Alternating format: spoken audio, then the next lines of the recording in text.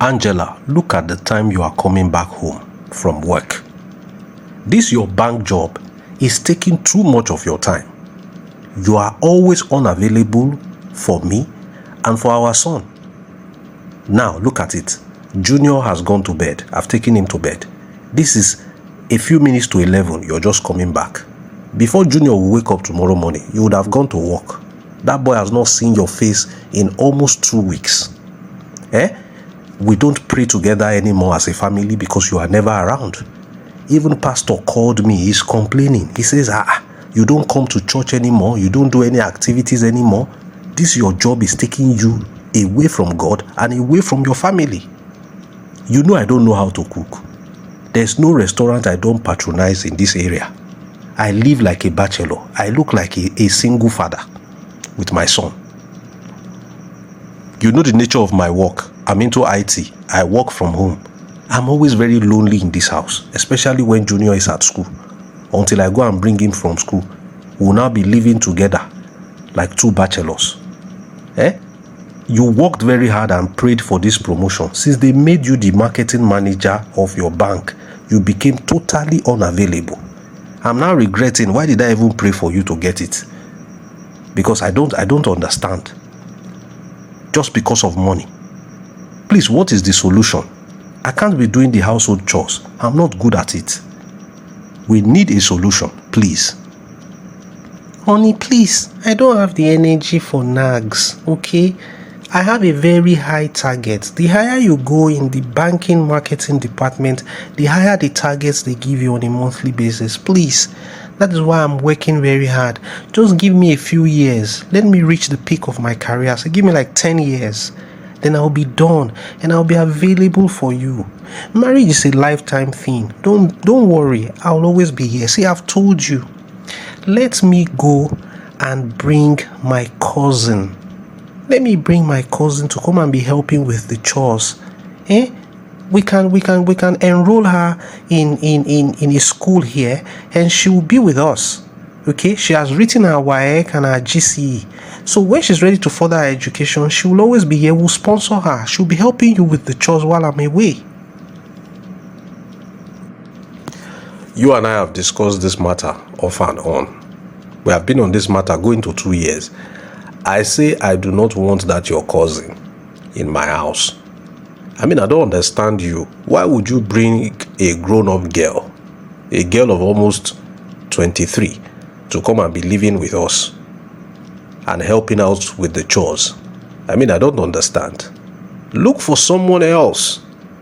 Look for someone else, or better still, quit your job. I make enough money to take care of us. Why should you be working this hard? I make enough money to take care of us. You don't need this job. It is complicating things for us. How dare you suggest that I should quit my career just to be a full-time housewife? Victor, you met me as a banker. It is not in your place. You have no right to suggest that I should quit my career. Okay? Please, if you want this marriage to work, I'm insisting. Let me go and bring Ada into this house. That's the only way this marriage is going to work. I insist. Ada must come. Let her come and be assisting me while I'm at work. Let her fix things for you in this house so that I can have some peace when I come back. Okay? I can have some peace. I'm tired of these complaints. If you want this marriage to work, Ada must come. Well, I think we've had enough back and forth about this Ada issue. For 2 years now, I have opposed the coming of your so-called cousin into my house. But since you insist, and obviously it is what will make you happy, well, I have reluctantly agreed. Go and bring her, if that is going to bring some peace into our lives. That's my baby. So let me just go upstairs, have a cold bath and sleep. You know I leave this house as early as 5 a.m. Okay? Love you. Ada, my daughter, the time has come. The perfect time has come. Angela, finally called to say that she has been able to convince her husband that you should come over to their house. And in the morning tomorrow, she will be driving down here to pick you to go and be living with them. It is the perfect time for me to have vengeance. My daughter, you know Angela's late mother was my elder sister. She outshined me in everything. She was more brilliant than me at school. She went ahead to marry a rich husband. Angela's father was very wealthy. Angela's mother did not render any financial assistance towards me while I was bringing you and your siblings up. Till she died, she remained very tight-fisted and stingy towards me.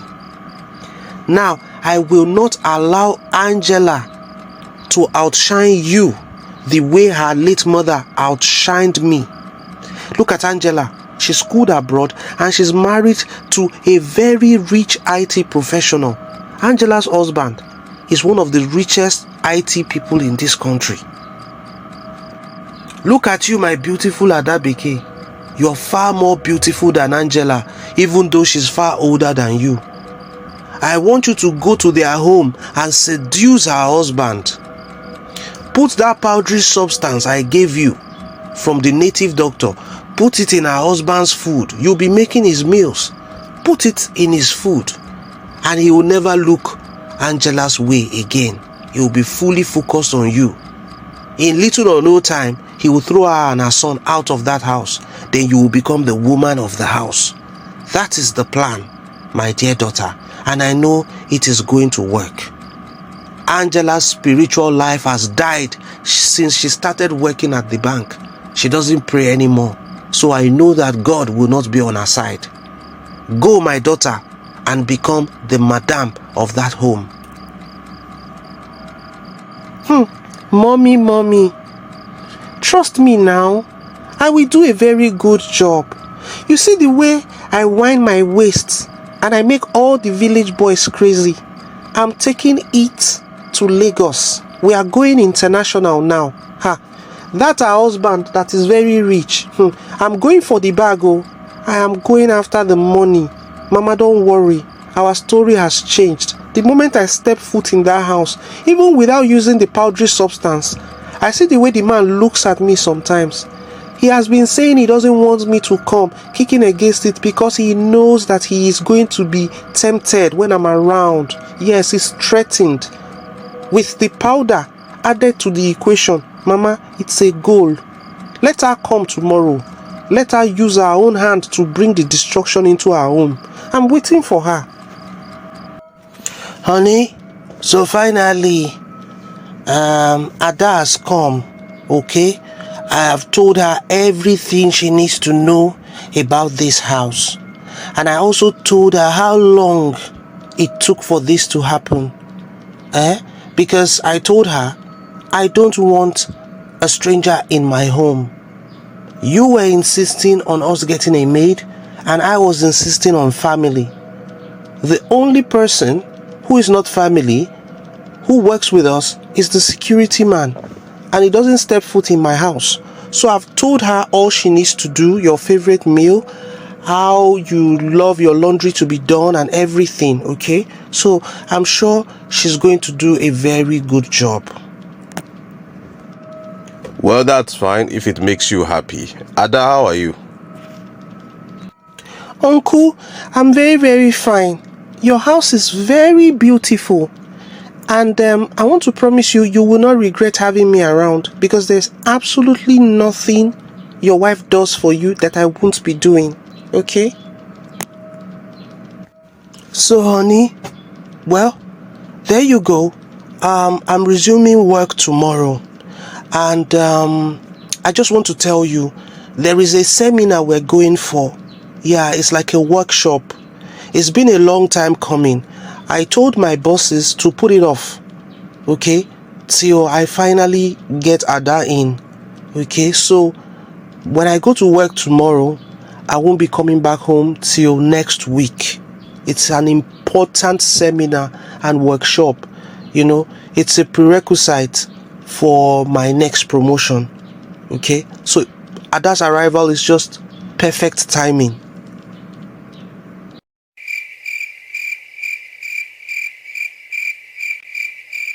Now that he has taken his son to school, wow, this is the perfect time to make his meal and apply the powder. So that as soon as he finishes having his breakfast, automatically he would begin to hate his wife and his son, and he will begin to love me. Wow! At that BK, I am 2 hours away from becoming the wife of one of the richest IT professionals in Nigeria. Wow! So my story is going to be a story of rags to riches, from village to Lagos.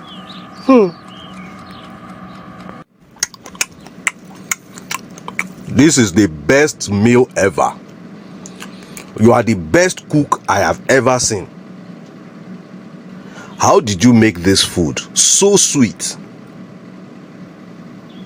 You see this meal you fixed me? It is the most delicious meal I have had in all my life.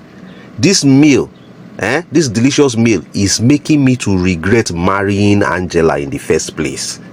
Angela prioritizes her job over me and her son, over God Almighty.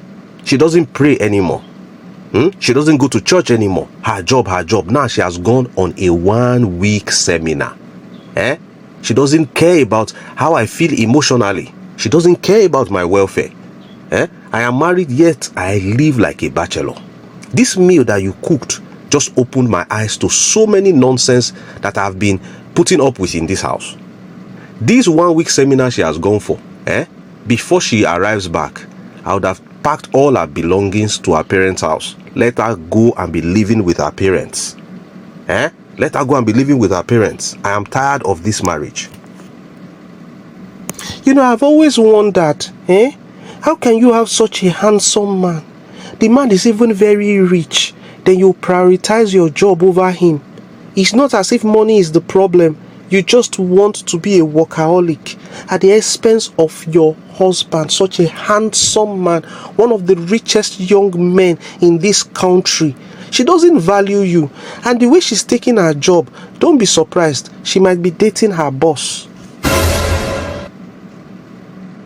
This point you just made now, you made the point casually. But this your food that you gave me now is inspiring me to start thinking. That Junior may not be my son after all. Because we had Junior a year after she started this job. That was when we had Junior. Before we even had Junior, it was a tug of war. Because she was like, she doesn't want to conceive. It is going to affect her job. Junior is 6 years old. We have not had another child after him because of this her job. She doesn't want to be pregnant. It is going to affect her productivity. Let her go and be productive in her father's house. As a matter of fact, when I go and pick Junior from school, I'm taking him straight to her parents' house to wait for her mother there. Both of them will be living there. I am tired of this marriage. Victor Isibo, my son-in-law. To what do I owe this visit? You even brought my grandson with you. And I can see he's even still in school uniform. What is happening? You are my father-in-law, sir, and I respect you so much. But I think that the truth needs to be told. See, I am tired of my marriage with Angela. Okay? Part of the divorce process is bringing her things. Your domestic staff, they are offloading her things from my boots right now. Okay? And this, my son, this so-called my son, pending a DNA test, is going to remain here.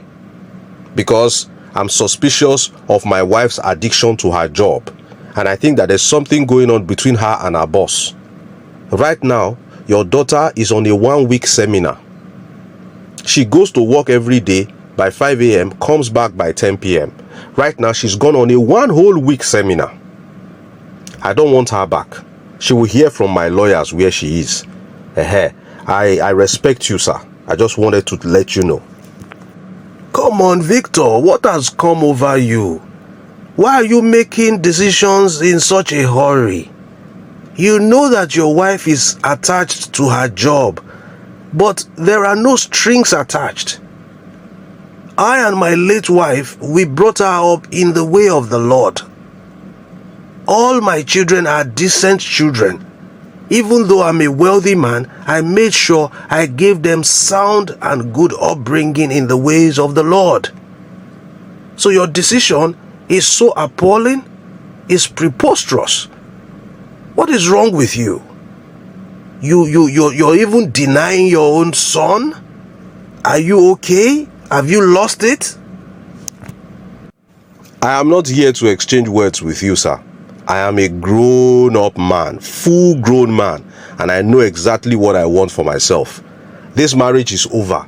I said I'm not rejecting my son totally just yet, pending a DNA test. And I don't know when I'm going to be spending all that millions to do a DNA test. Maybe the next 5 years when I can raise the money, I'll do a DNA test. Then if he passes, then he will become my son again. For now, he is not my son. Okay? And that's all. And that's on period. Angela will hear from my lawyers where she is. I do not want to see her within 2 inches of my gate. She will not like what will happen to her. As soon as she's coming from that seminar, let her come straight here. Thank you and have a nice day, sir.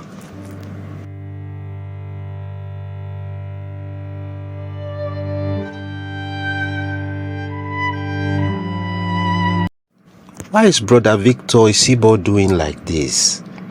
This is a very sad situation. Very sad. But you have your own share of the blame, really. Because you didn't only become too busy to take care of your family because of your job. You became too busy to serve the Lord. You became too busy for God. The Bible book of Psalm 127 verse 2. It said, "It is in vain for you to rise up early, to sit up late, to eat the bread of sorrows, for so he giveth his beloved sleep." That is King James Version, which may be a little bit confusing for you. So I am going to break it down for you in the New Living Translation. The New Living Translation says, "It is useless for you to work so hard from early morning until late at night, anxiously working for food to eat, for God gives rest to his loved ones." Okay? English Standard Version says, "It is in vain that you rise up early and go late to rest, eating the bread of anxious toil, for he gives his beloved sleep." He gives his beloved sleep. I remember your husband came here one day to tell me that you leave the house as early as 5 a.m. and you get back home as late as 11 p.m.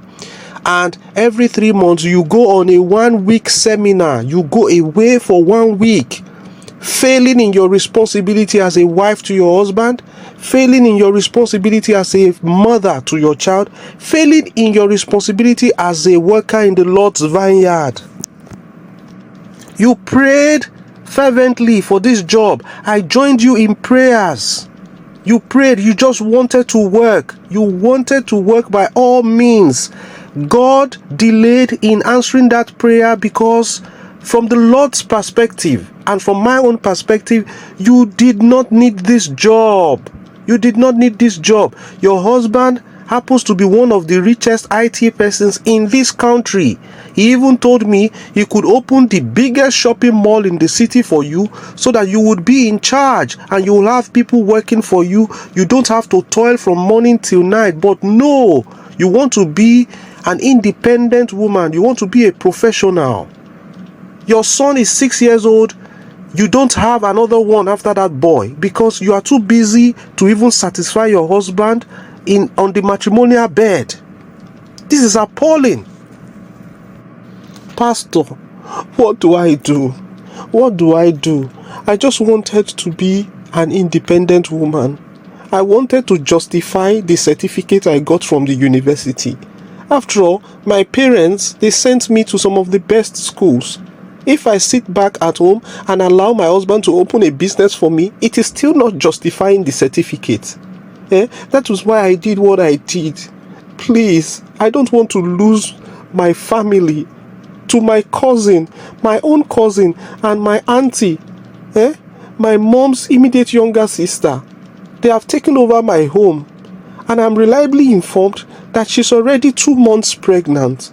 Pastor, what can I do? I have prayed. I have fasted. Please, I need rapid, fast answers to these prayers. Please, Pastor, join me in prayers, please.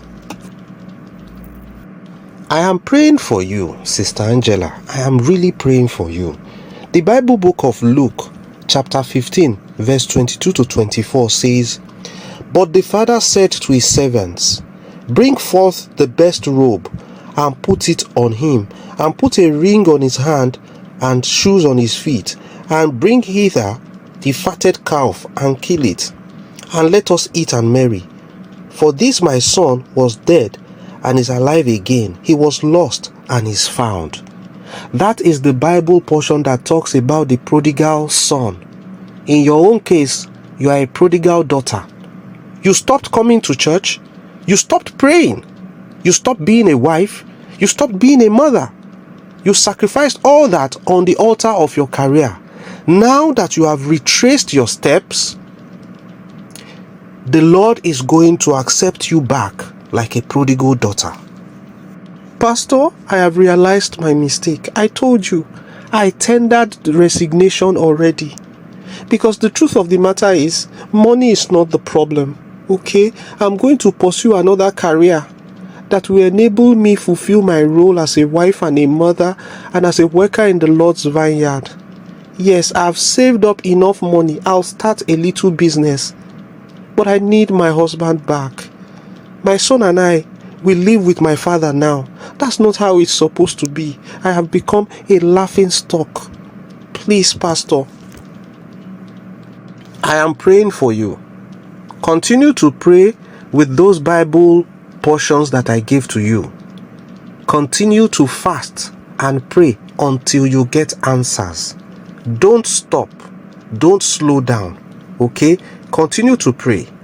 The Lord showed me in the realm of the Spirit that He has heard our cry, and He will start fixing your marriage very, very soon. The work has already started, and in little or no time, you will start hearing results. Do not worry. Keep praying. I'll be praying for you too. Richard, you are hurting me. What is it again? Within the past 1 month, I have transferred well over 3 million to you. What is it? Am I the first person to have a village boyfriend? Yes, I know I am 3 months pregnant for you, but the plan is to pin it on this man, so that I can get as much money as possible from him. As I'm sending money to you, I'm also sending money to Mama in the village. Mama now is in my house in Lagos. I had to come to the village, and I told my husband that we have night vigil in the village, that I'm very active in the village church. I'm doing all this sacrifice just to make you happy. What is the problem now? So is that why you have not been replying my WhatsApp message? I've been sending WhatsApp messages to you since you refused. Nonsense. You will read the messages, you will not reply. That number that you used to call me that night, some nights ago, when you told me that your husband had some visitors and that your phone had network problem, I started chatting that WhatsApp number as well, because you were not replying my messages. Even on that number, you did not reply. I was asking you, when are you going to send the 5 million? When are you going to send the 5 million? I have seen the car that I want to buy. I sent those messages this morning. You did not reply. I even threatened you in that chat that if you don't reply me now, I will go to your husband and tell him that the baby you are carrying is mine. You can imagine. You still did not reply upon all the threats. Richard, what have you done? Which number did you send the messages to that you're telling me? The number I used to call you a couple of days ago at night to tell you that my phone had network issues. Which number? The number that ends with 500. I did not know that you were going to be coming to the village today. So a few hours ago, I started sending message frantically because I could not reach you. You were not replying WhatsApp messages. That's why I said, she called me with so and so number. Luckily, when I saved the number on my WhatsApp, your picture was the DP. So I was like, okay, maybe it's another number that you are using in Lagos. So I sent messages there now. The messages have even been read, but no response. What is wrong with you? This man! Jesus, you have killed me. You have killed me. That number belongs to my husband now. The number belongs to my husband. Why don't you have common sense? Why have you decided to be unfortunate in this your life, Richard? Why have your village people decided to pull on your head? You are cursed. That number belongs to my husband. The DP that has my picture on it is just my husband showing love and affection, putting his wife on DP. You could not reach me on phone. You decided to expose all our secrets in a chat. You expose all our secrets in a chat to my husband directly. Why are you so unfortunate? Even when opportunity comes for you to become a good person and become financially stable, the demons following you and your entire family have decided to continually make you unfortunate. You are cursed, Richard. Oh boy. Hey, I did not know. I even sent voice messages. Sent voice messages. They are explaining everything. The alert, screenshot of alert of the 3 million you sent to me. I forwarded it to that number. That this is the only money you have sent to me, 3 million. I even sent it that voice message that you are sending more money to your mother. That's why you people are renovating your family house in the village. That you are settling your mother more than me. Even the screenshot of the chat with which you sent to me, that the plan is to pin that child on him. I sent it to that number. It is that your DP that I saw there that made me to believe that it is your number. Maybe a secret number that you are using in Lagos now. This plan has flopped. This plan has really flopped. I didn't come to the village with my phone because I told him that they don't allow phones at our church during vigil. My phone is there in the house. And Mama is there. There's no way I can call Mama now. I cannot go back to that house. I will just remain with you here in your house in the village. You have married. I'm now your wife. Thank God I'm 3 months pregnant for you. Our marriage has started. The 3 million I sent to you, please let us use that one to start planning our lives now. Mama, you are a very wicked woman. So you and your daughter went to a native doctor to cast a spell on me, made me send my wife and my son out of my house. Then a random number started sending me WhatsApp messages today, exposing all your secrets, how you people have been extorting money from me. Because the DP of that WhatsApp has a picture. Her village lover thinks she's the one. Probably she had reached him at one point or the other through my phone, and he saved it foolishly, exposing all the secrets and how you got money to be renovating your house in the village, all from my money. God will punish you, Mama, and that stupid girl. She left her phone. I have checked the chats on her phone as well. And I've seen all your secrets exposed. Victor Wam, please forgive us. Forgive us. I am sorry. It is the work of the devil. Please, do not punish us. I am sorry. Let me tell you the truth. The truth is, Richard is her village boyfriend. He's the one that got her pregnant. We were just trying to hook the pregnancy on you. Please, yes, we made some moves to cast a spell on you. But now that your eyes are open, please forgive us. Please. I will not punish you. All the money that you people took from me, let me take it as a sacrifice and a punishment from God. Because we, myself and my wife, we made our own mistakes too. Let that be the price that we have to pay for the mistakes we have made. Mama, I will not press charges against you people, because at the end of the day, you people are family.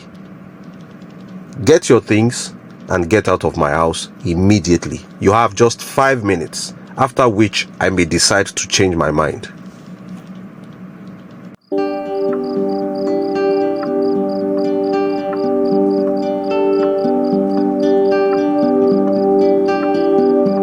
My husband, the past 4 months have been the most trying period of my life.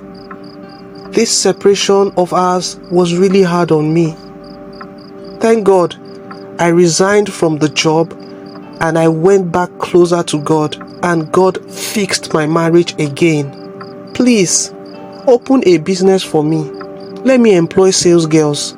I'll just go there in the morning, check how they are doing, and I'm back home, fulfilling my role as a wife to you and as a mother to Junior. I love you, my wife. It is okay. God did it all for a reason. God even used us, to settle these people. Yes, let them have the money. They can keep it. They need it. They live in poverty. But at the same time, God exposed them for who they are. So we should stay very far away from them. They are evil people. I love you, my darling wife. I will open for you the biggest shopping mall in town. Yes, where you stroll there in the morning, check up on all your workers, take stock, come back home, to me, so that we can get back to work.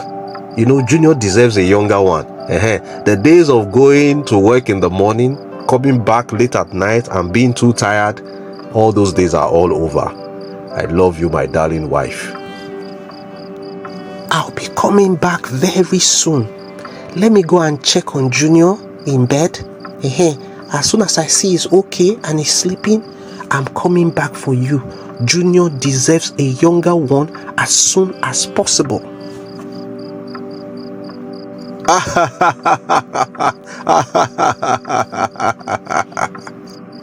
Now this is the Angela I married. I missed you, baby.